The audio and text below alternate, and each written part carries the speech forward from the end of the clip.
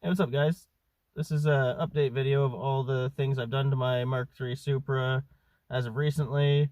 The power steering rack rebuild, the RSX seats, the napol performance coil packs. I think that's about it.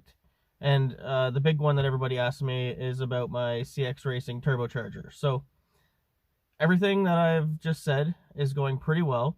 The RSX seats were a little strange at first because I think normally I would be sitting about a little bit lower in the car, whereas now my head has a potential to hit the roof when driving or trying to look at blind spots or whatever. It's a mild inconvenience for a decent looking seat and some extra added comfort, sort of. They seem to hold you. They're not like recliner like the Mark III Supra seats originally. So as far as the napol performance coils or whatever, I'm assuming they're like a Chinese knockoff of OEM. They stand to, or they say they do better base horsepower, no spark blowout during boost and whatnot. Check a look on their website. It's pretty interesting what they do claim. It all does seem to be pretty true. Now, the only thing is the longevity of the coil packs could be questionable. I'll keep you posted if anything does happen to my coil packs and they crack, they stop working properly. I'll make sure I let everybody know that watches or subscribes to my channel. So don't forget to hit the like and subscribe button. So I'm going to go ahead and fire up the Supra here. It's on a cold start. These coil packs have got in for about a week tops. Daily driven 110 kilometers, so approximately like 60-70 miles every day back and forth to work, because even though it is COVID times, I'm essential and must go to work. So here we go. So I would say that they pretty good. I don't hear any misses or anything. And as my engine, where's that camera? My engine is firing up straight from cold. So I'm gonna take the car for a rip. We're gonna do extreme close up. Okay, I'm gonna take the car for a little rip and kind of show you how everything is. The progressive power steering rack rebuild that would cost me about $35 is working phenomenally. I'm super pleased with that. Was a little skeptical at first, considering I'm a chef and I do work on my own vehicles. It can be a little nerve-wracking when you're dealing with something that has to be so clean and as power steering seals.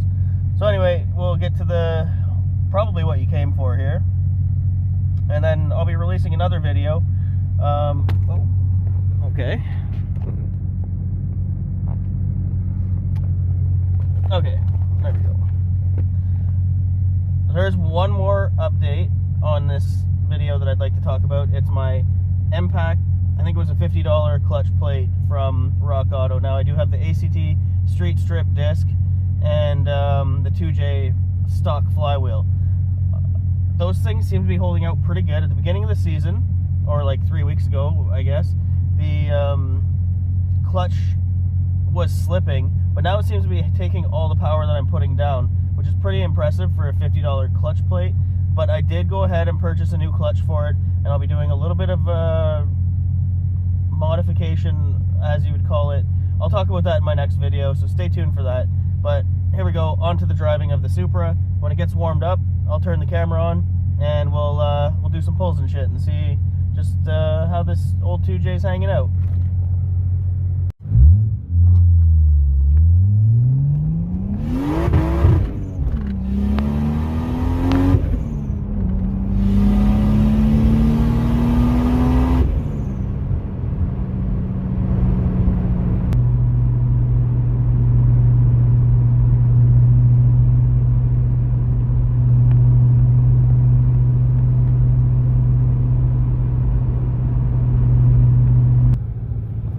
This asphalt's a little gritty, so I'm not going to go burning the tires. I'm going to roll into this a little bit and then just jam on it.